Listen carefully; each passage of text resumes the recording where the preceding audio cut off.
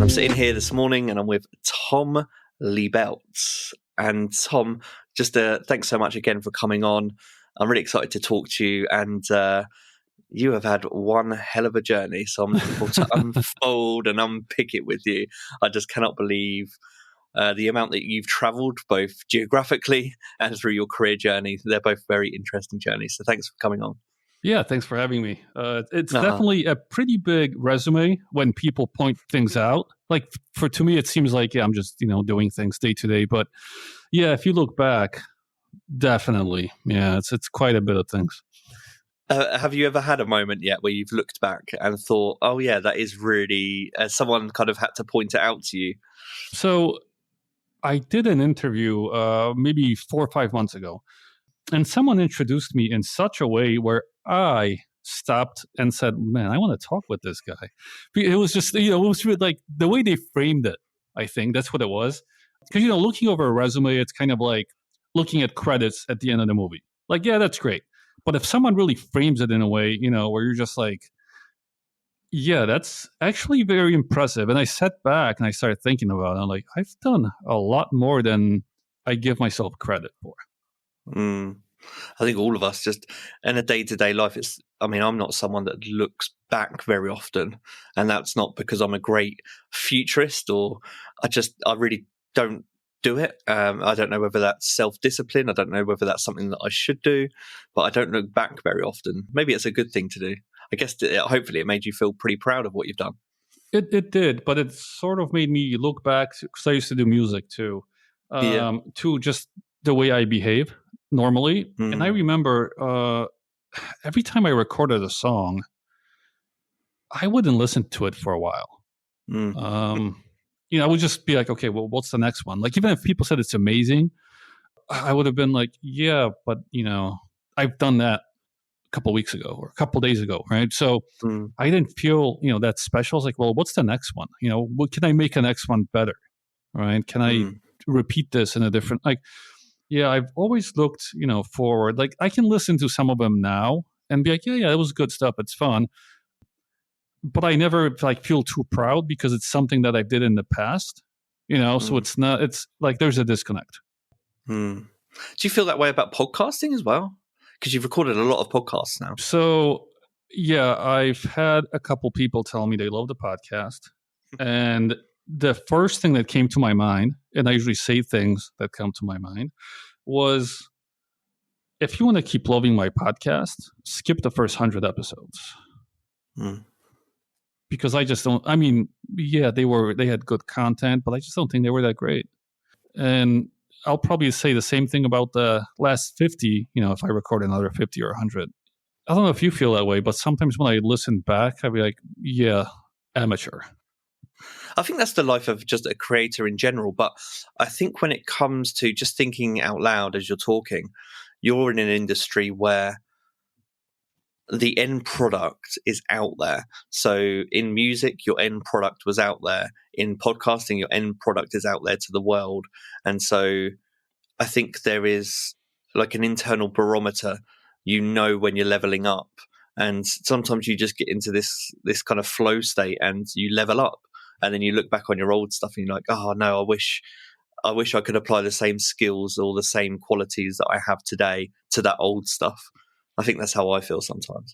Yeah, the two things that helped me with putting things out, because I find a lot of people don't put things out because, they're scared of criticism or, that the stuff they do later on would have been better, which is just normal, right? But one of them was Churning Pro. It's a book by Stephen Pressfield.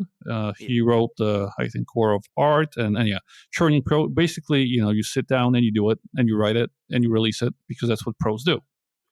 But the second thing was I had a long career in sales, outside sales, inside sales, retail. Like I covered all the bases. My skin got very thick due to the rejection and dealing with people that basically wanted nothing to do with me for a long time when I was pitching.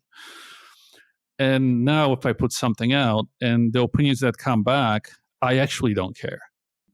Whether it's good or bad, I really, don't care much. The pat on the back doesn't do much for me, and saying my stuff was garbage does nothing for me as well. I put it out because I'm a pro. I do what I do, and let's move on to the next thing I put out. And actually, as I put more things out, I get better. So I get more compliments, but I get quite a bit more haters too. So it kind of, balances itself out, and, the promotion kind of takes over because other people do it. But the initial responses, if someone says, you're amazing or anything, or you're garbage, it doesn't do anything to me. And I think that helps me create, because I can sit down and be like, I'm putting this out. And that internal critic that says like, yeah, maybe you should, work on it a little longer, he doesn't get much of a say anymore. So that's really interesting. So if your motivation isn't in the feedback necessarily, what is your motivation for continuing to do this? I'm always fascinated by that. For me, it's just being better than myself yesterday. And that's anywhere, in my creations at the gym, anywhere. And I found if I don't put something out for too long, just like if I don't work out for a bit, I feel crappy. And people can say like, yeah, you haven't really put anything out or haven't done something, because that's just my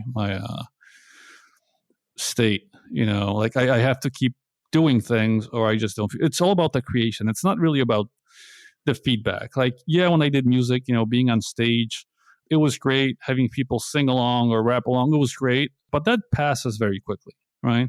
I get off the stage, I'm like, okay, what's next? Like, you don't live in that moment for very long.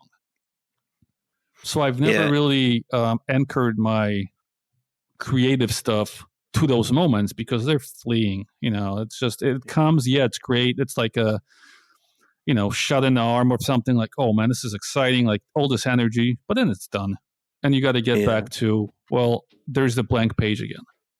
Yeah, that's really nice to hear, because I think sometimes myself, as I create different things, whether I like to write, podcast, whatever it is. And I always think to myself, maybe I should be, whether stuff gets good feedback or not, I don't really attach to it. I move on. I'm always moving on to the next thing. And sometimes I think to myself, maybe, am I doing this right? Should I reflect more? Should I be worried? Should I be more emotional about this? Does that mean I do or don't love it? But I think the love for me, as you said, is in the journey, is in the improvement. That's what keeps me motivated, keeps me going every day. So it's really interesting to hear you say that too. I'm going to take a step back a bit. So, we were talking about your podcast there. For the listeners of this, it's Tom's podcast is Smart Brand Marketing. You interview, actually, I'll let you introduce it yourself, but you interview lots of well-known, reputable, established entrepreneurs, and it's typically in that space, in business and in marketing in particular. What I'm curious about, to frame this question for you, is I really want to know what your goals were when you started the podcast as well. The podcast started out of me sitting around having drinks with a friend in Bangkok, and he's like, Tom, you have so many opinions, just start a podcast. I told him it was the dumbest idea ever. Everyone's got podcasts. And then I started one tomorrow. So that's my usual thing. Like, I'm like, it's so stupid, but I'll just do it anyways. Initially, it was more about networking and getting back behind the microphone. Then it became sort of a let me learn about things, right? So like if I had interest in Kickstarter, I would be like, well, who's the top person to talk to? Oh, they charge $2,000. Let me get them on the podcast, right? It was a very easy way to get pros on it. Then it was the same thing with books.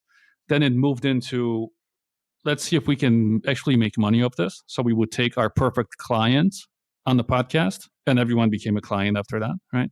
So like I moved back and forth. Now it's more about not just my interest, but I've kind of dialed in on my audience. So I no longer care about how many podcasts I release. I don't really care about how famous the people are. It's just, can you deliver on what my audience wants? And I usually know the topic. And then can we just make some really good evergreen content. Or if something's bothering me, some sort of topic which I just can't address by myself, I'll bring someone on. But it's more of a purpose now. Like but that's because I know my audience. In the beginning, you don't. So you just kind of put things out. But after a while, you will, get to know what they're looking for, and you can really just give them the right information. So I really don't care as much about how many episodes I put out. If I get enough people in, it's just the right information at the right time for me. And I really look at evergreen content now. So the podcast does well, but it's not such a big piece of the business anymore. Getting back in front of the mic is something that I'm interested to hear about. How was that? How was getting in front of the mic for podcasting different to the music stuff? It was very different. Like I've always liked, being in front of mics. Like my parents said, like since I was little, I would like record stuff on a like little tape recorder, which since I was small. So it was always something I've done. But it's very different from, freestyling or creating something that you simply repeat and then having like a free flow conversation. Because that's very weird to do in some ways, right? It's like a private conversation that you are sort of positioning in a certain way to an audience. And you're still trying to have, a very comfortable and, free flowing conversation. But there's, that people are listening or they will be listening. Yeah. Like we have up to 5,000 downloads. And when I think back to the music days, that's a pretty big room. People actually listening to what you're saying. So I've not really thought about it until that moment. So thanks for that. Now I'm really nervous. No, it's not about being nervous. It's just about there better be a point to what we're doing here. Yeah, I don't really ever think about the size of the room. It's interesting that you put it that way, but that is a really interesting way of thinking about things. I think what I do is I rely on myself to do research and I rely on myself to listen. And I think if you do those two things as a host, at least, you'll find a way to provide value. So I just focus on those two skills myself. But it is really interesting that you say that. What I did want to talk about, I mean, we're touching on music now, so I want to get into that. Before I do get into that, though, I want to kind of frame one of the reasons that I really wanted to talk to you. And that was, again, I looked at you mentioned I'm not going to do a better job than the guy that did it. You said 5 months ago, the podcast host, but I'll frame it in my own way. This is how I visualize your career. And this is one of the reasons I wanted to speak to you, because there's the element of being being Polish. Do you consider yourself Polish or American at the moment, or just a nomad? This is strange. When I go to Poland, they say you're not Polish enough. When I'm in America, I always feel like I'm quite American, but not 100%. So I don't feel either completely. Oh, that's interesting. But there's the traveling element to your life and your career. So from Poland to the US, and then from US to being a digital nomad, that was really interesting to me. Just anyone that wants to go out there and live that life is someone that's made a very conscious decision to do that. And there's a lot of work that has to go into making that happen. So that was fascinating to me. So I see this as almost like an underground subway that's running through New York.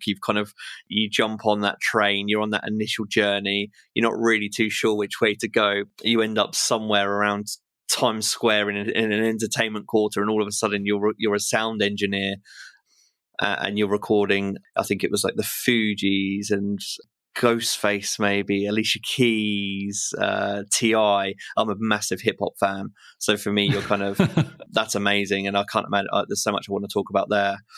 And eventually, you left that career in the music business, also after having your own success. And again, I visualize this as someone that's, you're jumping off, and all of a sudden you're in a cipher, you're freestyling, and you're in that part of the scene doing the creative stuff yourself after being in a sound engineer role. And then you got this element in there where I think then you pivot into sales and you learn some of the sales techniques to help improve your entrepreneur skills. And then somewhere in there, and there's so many pivots that I'm interested in, but somewhere in there you end up launching your first internet venture. So again, I think of this as something, you get off at the next stop and it's a completely different part, maybe of New York, maybe you're in the finance district now and you're learning, or you're in the ad district and you're learning of all the different ad company skills, and then straight into publishing, and then eventually off the train and travel the world. Just a good starting point is You were talking about how you always had a tape recorder when you were younger. This element of sound does seem to have kept with you through this journey throughout the years. You seem like someone that maybe always has headphones on. Has that been the case? Very close, yeah. Like the two Yeah. things that interested me were always business and music. And throughout my whole life, I kind of been, jumping, between or just being on one edge or the other, So it's like those interests you have, if you can kind of dial them in, like, you can do a lot. Because you've seen it. You just mentioned so many things, but they all kind of, touch on either business or music. There's always some component of that. Just starting off as your time in New York as an engineer, I know you held a few different roles, but it was generally as a sound engineer. I'm interested to know about that journey. Is that something that you'd left college and had intended to do? And so you grew up with this interest in sound, in music, and then you always knew that you wanted to be a sound engineer? Or was your goal originally to be an artist and you just pivoted into that? How did that start out? So when I was staying around Chicago, back then my goal, and I had it written in the back of one of my notebooks, was, release an album, at some point. I was pretty heavy in the hip hop scene, more as a DJ, and had a record store. And I remember being at a hip hop house party in Chicago. Like there was, a lot of freestyling going on, a lot of the younger musicians.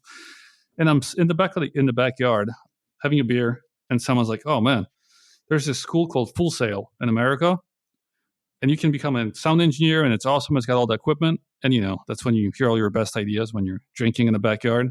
And within a month, I was in Full Sail applying, flew back to Chicago, shut down the record store.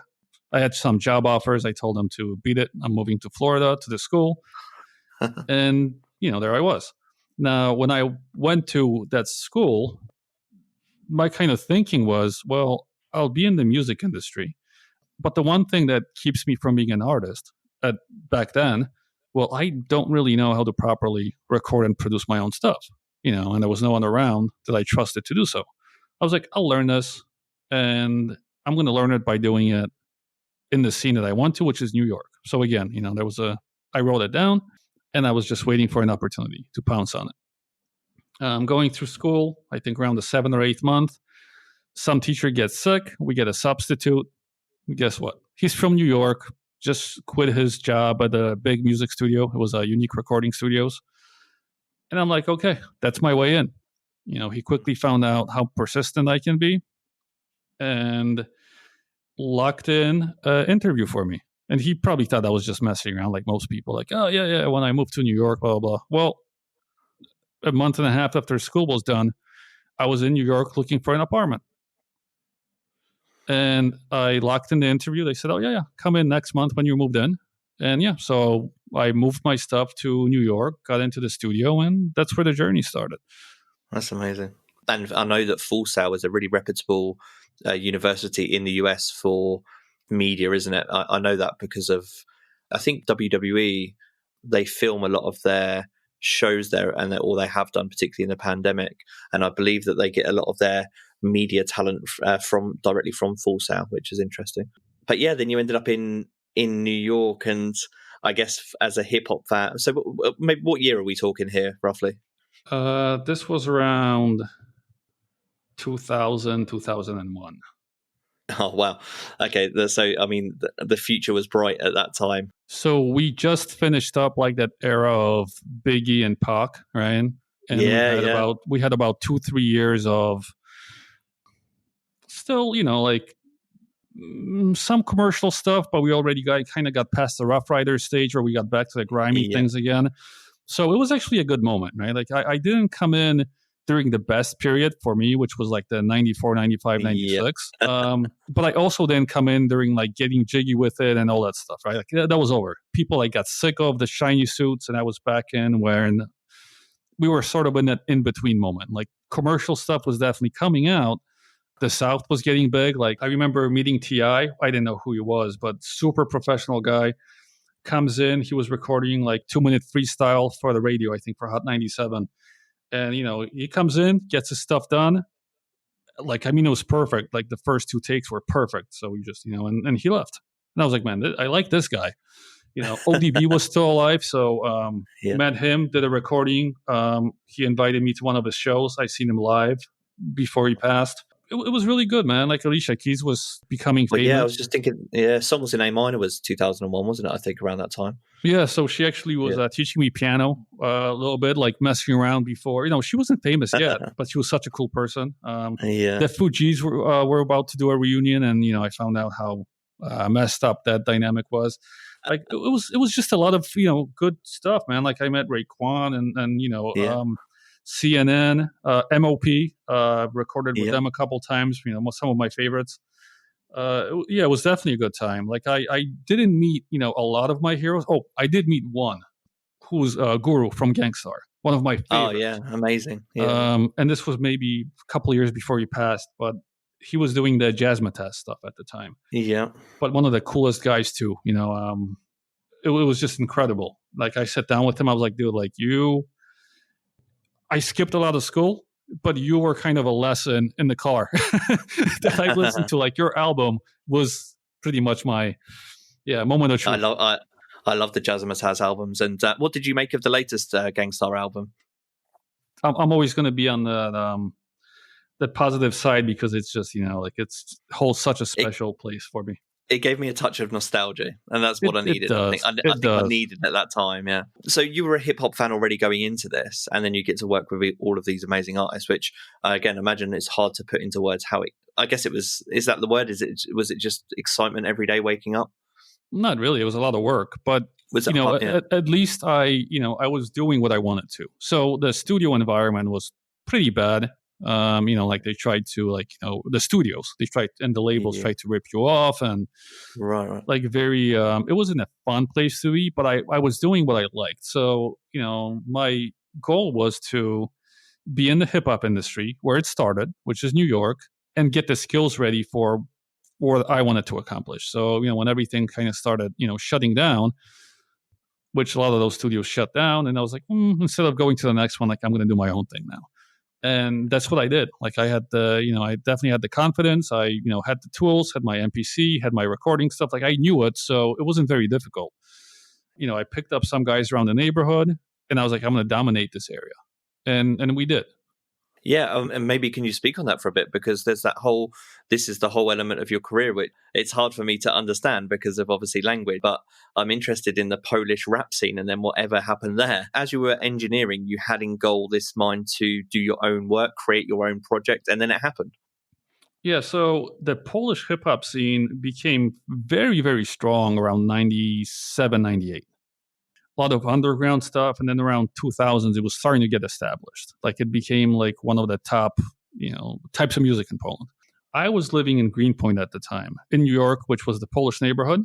Kind of moved by luck because that's where I had a friend, and it was a lot. It was like around close to 1 million Polish people in that whole area, the tri-state area, maybe a little more, maybe like 2 million, and then another 2 million in Chicago. So it was definitely a decent size, right? And I had a choice. I could compete in the U.S. market, where I was like, yeah, I'll never, be completely established, like this, for a lot of different reasons. But I looked at the Polish area. I was like, I listen to a lot of Polish hip hop, and I was like, I can dominate this. It's not going to be as huge as if I moved to Warsaw, where everything was coming from, but I could carve my own niche in Greenpoint. And there were some hip hop groups there, but we outdid them very quickly. I came in super strong. I was a bit different because I had a background of Midwest hip hop, New York hip hop, and Southern hip hop, where a lot of them were just trying to repeat what Polish people were doing.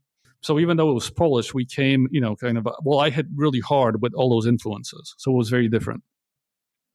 And it didn't take long for the radios to pick it up. We had a lot of tracks in the top 5, in the top 10. Like one of the songs we had, I think was there for a year almost, stuck in the number 1 spot in the top Greenpoint Polish radios. I think it was in Manhattan, but it was like that area.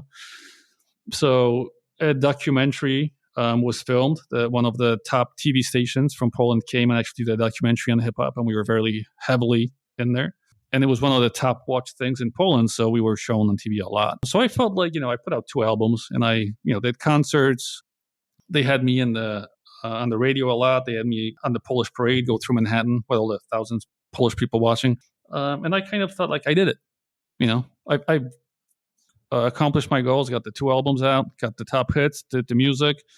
I had some studios showing interest. I would have to move back to Poland, and I was just getting too old. I was like 25, 26. So like, this doesn't really interest me anymore. I did what I wanted to. The money they're offering, I can make much better money doing something else. And there's no reason for me to keep repeating what I'm doing. Like, I put out 2 albums. With what they want, I would have to put out an album in a year. 1 album a year, and then do concert tours all the time. I was like, that doesn't seem like a fun idea. Doing this thing over and over and over again. So I got back into sales because I was like, that was time for business. Again, there's so many parts of that that I could unpick. There's a lot of self-confidence in what you're talking about, though, because to go from being a sound engineer, which is almost like I know it's an active hands-on role, but it's a behind the desk role, but then to step out on the mic and front and center for documentaries or music videos or just live gigs, that's a marked change in the confidence that you need. Is that something that you've just always had? Did you have to work at that quite a lot? What I realized is when I moved from Poland to the US, that was a very drastic move for us. And yeah, I had incredible confidence growing up. Yeah. And I've thought about, some people ask me, like, where did it come from? Especially around then, because it was definitely unfounded when I was like 16, 17, being that confident and everything. I was a person who gave up everything in Poland, all my belongings, my family, everything. And I became someone that had nothing else to lose. And that's where the confidence came from. It's very hard to compete with someone that's got nothing else to lose. Yeah, well, it's interesting talking to you because the confidence doesn't come across as arrogance. And I think sometimes confidence can get misplaced as arrogance or obnoxiousness sometimes for some people. And it doesn't sound that way talking to you, which is, again, a great feeling when you're talking to someone that has self-confidence, but with it coming from a genuine place, like you said, and maybe that place for you, that anchor for you, it sounds like is always that you had nothing to lose. That's a really interesting thought to reflect on. And what I am interested in, I kind of want to move on from this aspect of your journey, but there's a couple of points related to hip hop and just particularly sound engineering in the music industry that I wanted to touch on. Number one, I am interested. Are you someone that goes through life and recalls these periods through music? So do you have albums back then that you just know you were just rocking like all day, every day, or do you not get that nostalgic and sentimental about things? I used to in my 20s. And then I realized that I don't want to be one of these people who is stuck in the same era with anything, right? So I made a very conscious effort to start finding new things, which I find good, and that I can kind of, either add to or just enjoy. And I did. Even now, like the last 3-4 years, people said, hip hop is dead, all this stuff, and I can name one album at least from each year. That's amazing because so I still have new stuff coming in all the time. I do like the old stuff. I have, my little mix of that, but I try not to stick in the past too much. And, it's been the same thing with anything that I've created. I don't like living in the past. And I thought with hip hop for a while, like my late 20s, I felt like I was, listening to the same stuff I was listening to when I was 15, 16. I was like, this is crazy. Where's the growth? Hip hop keeps you young, definitely, I think. It does, but it's like with, anything when people do other music, they'll listen to something that's like, wow, this was a great album. I was like, look, there's a different way that we digest music and new information when we're 15, 16. And there was a study about this, actually from I think 14 to 16. And we're very much like a sponge in those days. And that's why a lot of us feel like everything that came out in that time is the best, right? Mm-hmm. Because of the way we embraced it. And once you understand that, it's like, well, this was more of a chemical thing in my brain. And yes, some of it was great, but a lot of it is, like you said, nostalgic, right? Like we go back to that. And I don't want to cut myself off from the new trends, new things happening, and just live in that moment, because that doesn't do anything for me. Well, that's an interesting thing about hip hop, and something I wanted to transition from is that, again, I don't know if it's the same way for you, but being a big hip hop fan, for me, it's still, if you've come up in that lifestyle front and center, it kind of never leaves me. It's always a thread in my life. And what I mean by that is that hip hop is ever moving. It's the next. There isn't a lot of nostalgia. I think there's a lot of respect to the past, but hip hop is always ever moving, whether it's flow, whether it's style of music, whether it's aesthetics, whether it's dance, whether it's hooks, whether it's choruses, whatever it is, it's always on a new trend. And so I always think of it as, again, an ever moving train, and you can hop on and hop off whenever you want, and that's just a thread for me that I always keep. And it's very hard to describe, but I guess once you're involved in that lifestyle, or you've got a love for hip hop, that alone, it drives me, because there's a mentality that you're always moving forward, or you should always focus on the next thing. So I guess I feel like hip hop and entrepreneurialism are very closely related in some respects. I'm just curious to know, before we move on to the next aspect of your career, whether that's a thread that stayed with you as well. It is. And you're completely right. Like a lot of people with business, they get something right and they stick with it for too long. They don't look at trends. They don't look what's happening. They don't look at all the new and exciting tools or things. They just, get stuck. It's like with music. And I think it's very dangerous. Like, yeah, you can like things from the past and you can, respect the elders and, but there's new stuff happening and you got to be aware of that. You have to kind of keep your hand on the pulse too, because you're living forward, not backwards. I'm going to transition into this different chapter of your life then, which is you move from the music industry, you've had your own success in that industry, but then you want to learn more entrepreneurial skills, more business skills. And then you started to take I'm correct in saying that this is the point in which you started to take more sales roles to learn those skills. And I'm just interested, how long were you doing that for? And did you learn anything that you didn't expect to? So I've stuck in that for about 3-4 years. My goal was to start getting hired by big companies, big corporate companies, because they gave training, they pushed you out into the field, you had feedback, you were paid for it, and then I would move on to the next company as soon as I was doing pretty well at one. So I thought it was a win-win. They didn't think so. My goal was this: I was always persuasive, pretty good at selling when I was younger. But there was one problem there, and it was a twofold problem. I didn't know why it was working sometimes, right? Like I got people to do what I wanted them to, but I didn't know why. And I only did it with things I was really excited about. So what if I have to sell something that I don't want to sell? And there's nothing better than going to these corporations and someone says like, oh, you got to sell uniforms, or you got to sell life insurance, or you got to sell water. I'm like, this is all garbage. But, how do I sell this since I have zero interest? And I thought those would be skills that I would really need if I want to run a successful business, right? If you're not selling, you don't have a business. The money coming in, that's the only thing that matters. And it solves a lot of problems. So it was really those two things that I needed to fix. And it took a while. It definitely took a while. In the beginning, it was super hard for me, man. Like having me trying to pitch someone on something that I completely did not care about, and you kind of, that's, I didn't have good results. I can imagine that takes a lot of persistence, actually, a lot of practice. It does. You start learning about the methods, you start learning about the skills, you start learning more about the people. Then that's what I realized, like sales is a transfer of emotion, and there are certain things that you got to hit in every sales conversation to make sure that it, has a success at the end. And once I got that, I could pitch almost anything. It's like, oh yeah, well, what am I pitching now? Is it, warranties for cars? Okay, get me on the phone. Let's see what happens. Because it just didn't matter at that point. Like I became sort of like, okay, let me just go over this and use all the tactics, the strategies I know, get the little small talk out the way, get them excited, get them on the same page, kind of transfer the emotion, show some things that will happen if they go with me, why I'm the right person, do the close. Like it was, very similar. And if you do it long enough, you start handling objections, you see how people think, and you can transition really easily. Like if something isn't working, like it's kind of like an instinct. But that's what I wanted to develop. That was like the main goal behind it.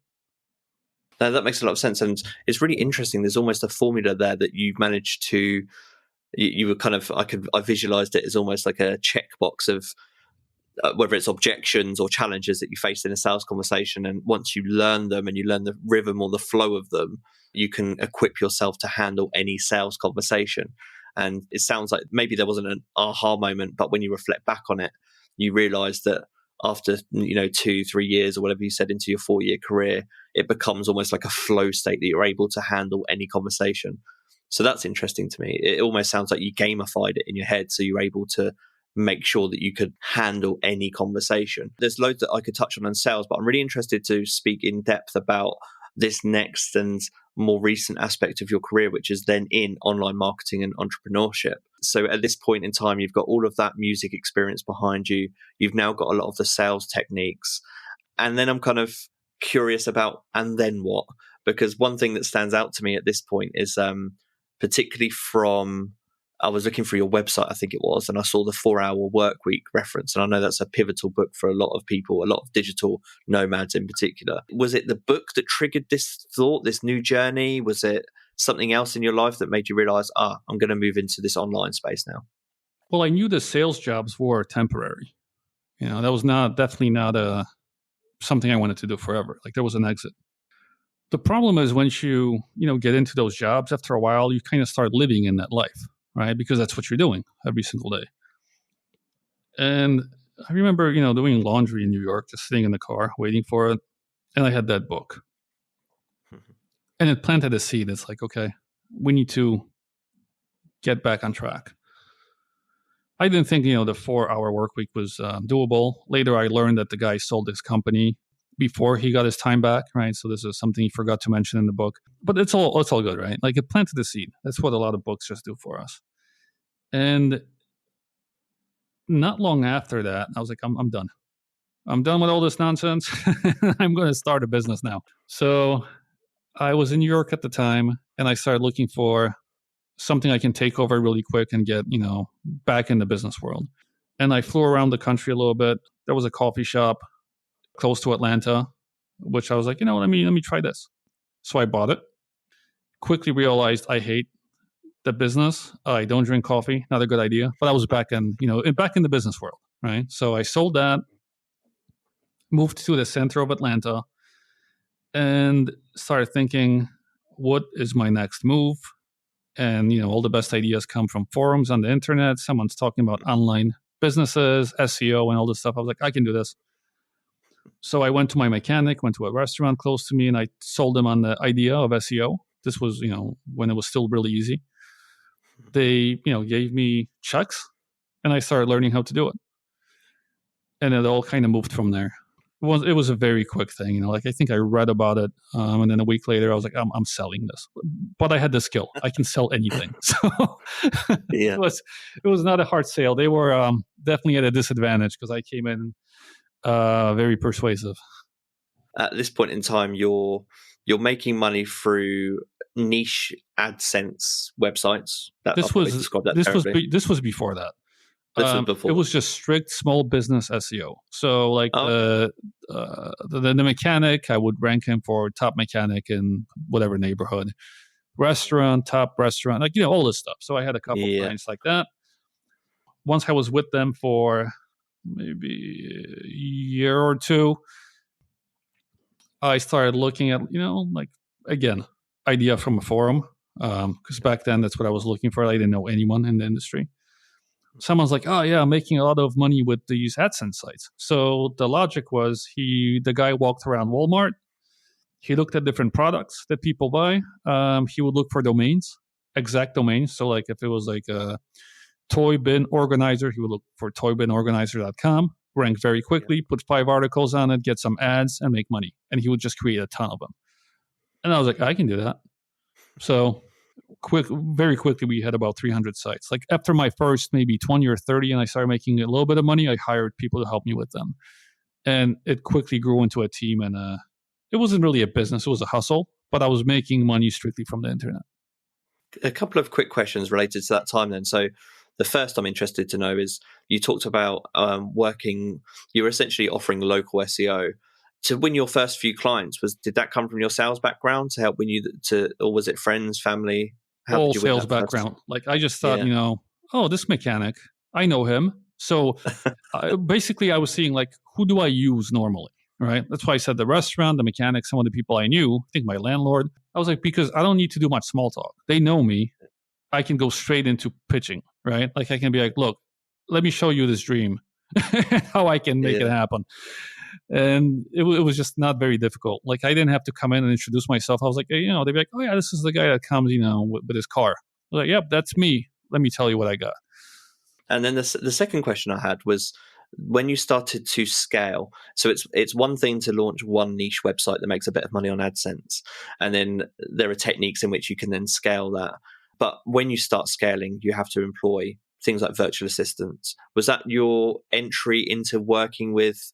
I mean, did you just work with people locally? Did you work with people in the US, or was that your first foray into kind of virtual assistants and virtual marketers? I went straight remote. I don't remember where I heard it. Maybe it was some podcast or someone. I think maybe Pat Flynn back in those days. Yeah. He was working with Chris Ducker when I met both those guys later on. But they mentioned like, oh, you can get all these assistants from the Philippines. And then there was another guy, John Jonah, which was on my podcast with the Online Jobs PH website. Yeah. Where back then, that's where people were getting them. I went on, developed some kind of an interview process. Got pretty lucky. Like a lot of them were complete garbage, but I got a couple really good people in. And one of them, she was working to become a nurse, but was very organized and helped me kind of keep the team together. When she left, she introduced me to a friend of hers who was running a church choir, and she became a manager who helped me run the VA portion of it. And she's still with me now. I think it's been, I don't know how many, 8-9 years. That's amazing. Yeah, it actually is. It's incredible. Yeah. Like I know their family so well now. But yeah, it was kind of natural. It was like, me picking ideas up and things and just going straight into, let me figure this out. I don't want to do it locally. I don't want to deal with the taxes, with the people. I just want to make this business, work efficiently and easily. So yeah, I went remote right away. It was quite difficult, with the time difference, the culture difference, me not knowing what I'm doing. Yeah. But those skills that I learned, like they're priceless now. And you had a lot of skills going into that probably made you well equipped and resilient to handling those challenges. I know there's so much we haven't touched on in this podcast already, but negotiating from a young age, working with different people from different backgrounds, even just being in New York, just a cultural kind of epicenter of America in particular. There's just so many lessons that you can take from being in those environments that I guess make you more well equipped. The main ones I would say were the coffee shop, dealing with a lot of teens and college students, right? That's always fun. And then in the hip hop industry, dealing with the hip hop artists was one thing, but when I had my own group for a bit, the egos and the drama queens, like, oh man, like that really taught me a lot about how to have teamwork going with everyone that thinks, they're superstars. So it definitely some good lessons taken. Yeah. Everything I did build up something else from, before, but it was still a very new environment for me.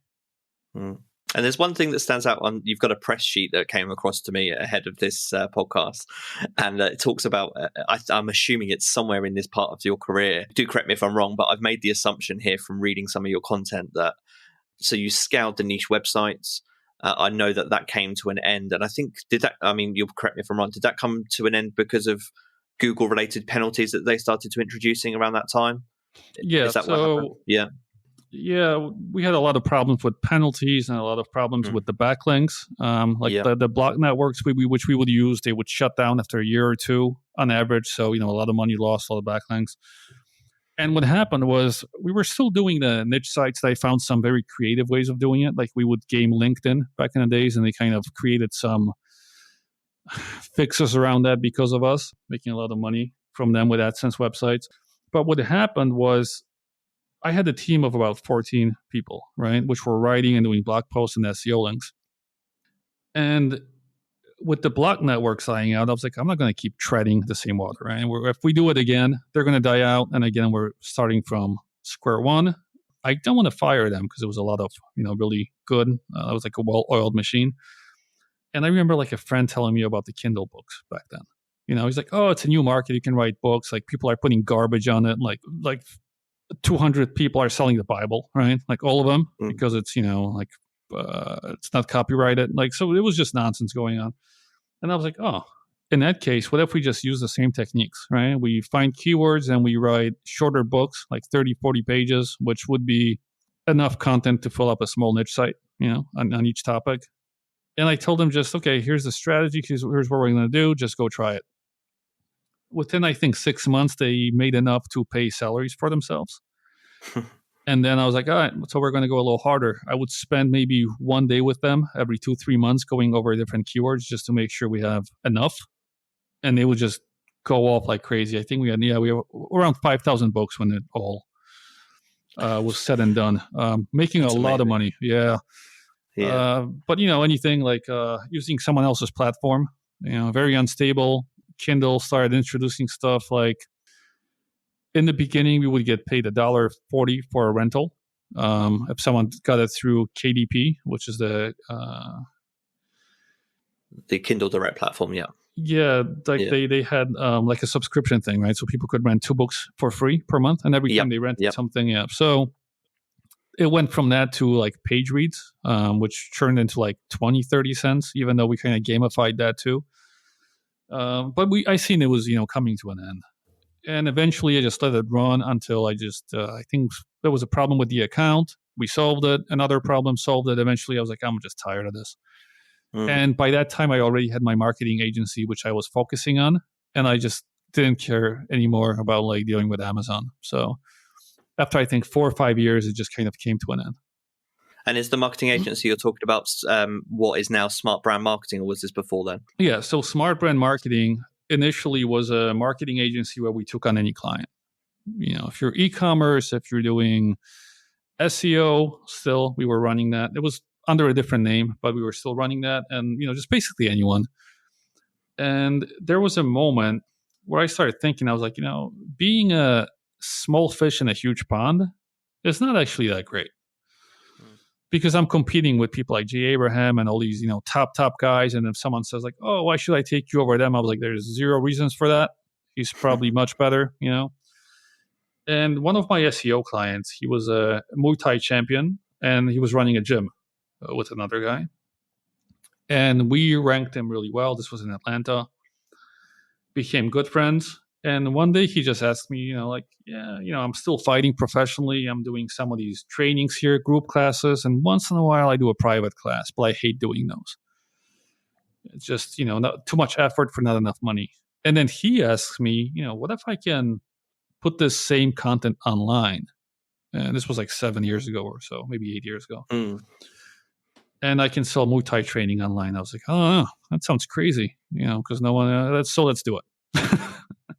Again, one of those things like, oh, of course, it's insane. Let's do it. I think it took a year to maybe put out the content and get it all working. We had no idea. Back then, it was so difficult with the membership sites and everything. Then he, sees me and he's like, hey, I need someone to market this now. And I was like, why are you looking at me? I was like, okay, I've never marketed Muay Thai training. I was like, this is going to be so hard. People need to be in a gym, But I was like, okay, let's do it. Took another 1.5 years or 2 to figure it out, how to market these properly. Then, he got a bit excited. He's like, oh, okay, you should work with some of these people. So I helped some more. And then this became very kind of organic, word of mouth.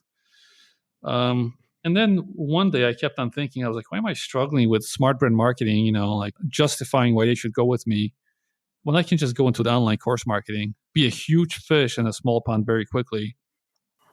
And that's what I did. And then, no one really could say much because like, oh, why shouldn't I work with this person? I was like, why should you? There's so many parts I'm curious about. But I just wanted to touch on, it's not every day that people get to bump into Muay Thai champions. So I'm curious to know how you met that person. So there was a Muay Thai guy who was running the gym, and the Muay Thai champion was the manager. And the owner sort of like threw me, to him, like, you deal with this nonsense, which was the SEO. But the manager actually thought it was very important, right? And we became friends just by me spending enough time. And I was actually really curious about what he was doing. He gave me some one-on-one training when he fought. I would try to help him out, no charge to get sponsorships. So this was really funny, man. Like there was a moment where I was still selling SEO services in person, right? And I was so confident in what I was doing. I would this is an actual scenario. I would go to a lawyer, who's trying to rank for SEO. And I'm like, yeah, I'll take you on, but there's a catch. You need to sponsor this guy. $700, he's fighting you. Yeah. So not only am I selling him, he's like, what? Yeah, you got to sponsor this guy. Like, I need the check. It's got to be in his name. And I'll send you what you're going to get for that. And you can imagine the confusion, and then, the Muay Thai guy is like, wow, like you're giving me sponsorships. Yeah. I mean, that's one thing I wanted to talk about. So at this point, were you already interested in martial arts and Muay Thai in particular? Not that much. I just was interested in him. I was like, this is interesting, right? Like this guy's like fighting like top tier. And then he, invited me to his top matches. Like I would fly out to LA and other things and watch him fight. He would get me really good seats. And it was just fun, and then, I would help him promote things. Like I was like, oh, I know a little bit about public relations from my business. What if I can help you get some media mentions? He's like, really? It's like, yeah, let me see what I can do. Let me use my team. And we did, and it was interesting because, I was still working with that gym doing SEO. I ranked him really well. So we definitely had a good, relationship with that. Like I knew my work. But the owner was like, we can go with someone cheaper. And he's like, look, this dude is getting us all these leads. He's getting us mentions in the paper. Because like the guy was like, oh, we got a mention in the paper from a fight. He's like, no, we didn't get it. He got it for us. Right.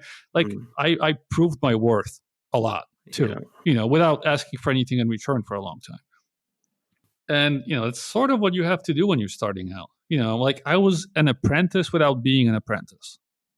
It's amazing if you can do it in that space as well, because they appreciate it so much. So I'm a big martial arts fan, mixed martial arts fan. I don't know so much about Muay Thai specifically, though I do sometimes watch some events. And it struck me as I was reading through your history that to help out a Muay Thai champion with sponsorship, you would have been worth gold to them, because this was, like you said, maybe, did you say 7 years ago, something like that? Yeah. They were just starting to play Muay Thai on, I think it was Spike TV. Right, yeah. Yeah, so we've flown out like during the first two fights when they first started doing that. And it was just getting there. It was very interesting. Like I was a boxing fan since I was little. And, martial arts, like I did Taekwondo when I was 16, but I realized it's like the most worthless martial arts ever. Like you're not going to win anything with anyone who knows what they're doing with that. But Muay Thai, like I realized quickly it was serious. And, but it was more about the person. Like I valued the relationship more and just, what he was doing. Like I was like, yeah, it's not boxing, but I'm cool with it. So you secure those spots, and I was just thinking, and now it all makes sense to me. The train journey, as I was talking about it earlier. There's the next stop, but for me, it starts to make sense now because I hadn't made the connection between you helping them set up the online courses and now you moving into We Market online courses. But you would have got a lot of experience 6-7 years ago building that online course at a time where it was far more difficult than it is today. Today, the platforms are more accessible.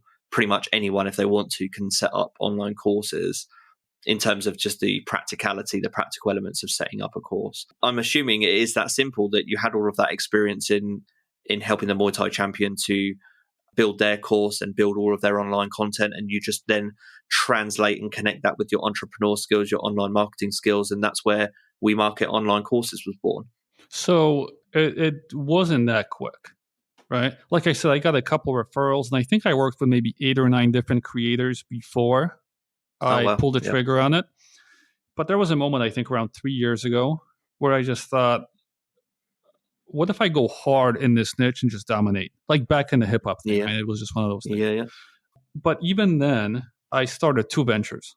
It was We Create online courses, the building course part, and then We Market online courses. And I took on a partner for the We Create online courses because it was, I can't run 2 businesses at once.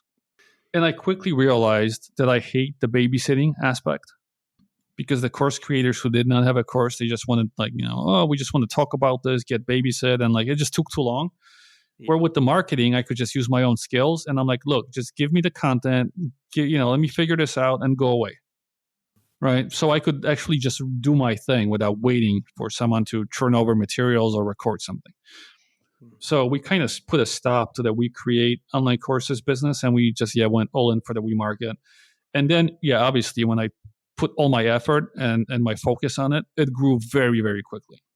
And I imagine at this point in time, as we're pandemic related right now, have you seen a boom in requests coming into you? Because this feels like a time to me in marketing where the two things that stand out to me, I've seen a lot of podcasts and video, a lot of podcasts and a lot of YouTube channels launched. And I've seen a hell of a lot of people focus on their online courses at this time. Is that something you're seeing as a trend? So the industry definitely boomed. The competition definitely boomed. The thing that makes it super easy for me is that 2-3 years before, everyone started getting into the space, I was working my ass off. I was making connections. I was doing the marketing, a lot of social proof, a lot of guest posting, hundreds of podcasts. I just thought it was something I do every week. So during this moment, like Google and all the social proof like started coming. So if I put a piece of content out, like I rank in the top 10, 15 immediately for most things now. And it was that moment where it's hard to catch up with me right now for someone coming in, right? Because we get leads all the time and it's just growing. Like it's gaining momentum of its own because of all the hard work I put in the few years before. So I actually seen the boom, didn't feel much from the competition. And we're working on putting out offerings now, which are more customer based. So less clients, more customers, right? So think about like productized services where someone just goes on the website, buys what they need and leave without us calling with them and all stuff. Yeah. So we're able to transition into the type of business we want to because of all the hard work we've done before. And like I said, even with the competition, we charged more than almost anyone. And I've known this from my clients. But would you rather work with someone who's been doing this for 7 years and, 170, 180, successful marketing gigs, or with someone who's just starting out and trying to figure things out? Plus the podcast, the social proof is there too. Like you said, I have a lot of these big guests, which I actually know a lot of them and I'm just friends with them. But if you look at it, big guests, that adds a lot too. Someone comes in like, oh man, you interviewed this guy. I was like, yeah. And they want to work with me. Yeah, that was interesting actually you said that, because it's something you touched on at the beginning of the podcast is I always look for the type of guest rather than being a specific name. But one thing I did spot as I was going through your guest list was Derek Sivers, because I'm a big fan of his book, which the name I've forgotten, but he talks about his him building CD Baby. And so I'm going to go and listen to that episode because I know he's a really interesting speaker as well. He's got a really good way of cutting through the noise, that guy. That was a really good episode too. Really? I haven't listened to that. Cool. I know Derek for a couple of years now too. Like he was in a documentary that I filmed when I was bored before. Yeah, and that's something I've got noted here that we haven't discussed. There's so many other things we haven't discussed. I know we're running out of time, but you're a documentary maker as well. Yeah, so it was a really good conversation because, Derek, like you said, he's very thoughtful, but we have some history too. So it wasn't very, we definitely went back and forth a bit because of just us having, that familiarity, which helps a lot. And a lot of people say that same thing. I'm like, oh man, you had this guy, that guy. I was like, yeah, being in this industry, I know a lot of these people. So we're friends. But it definitely helps to like the average, prospect that comes in to look up my name. So many things available. I've been putting content out. I do have followers.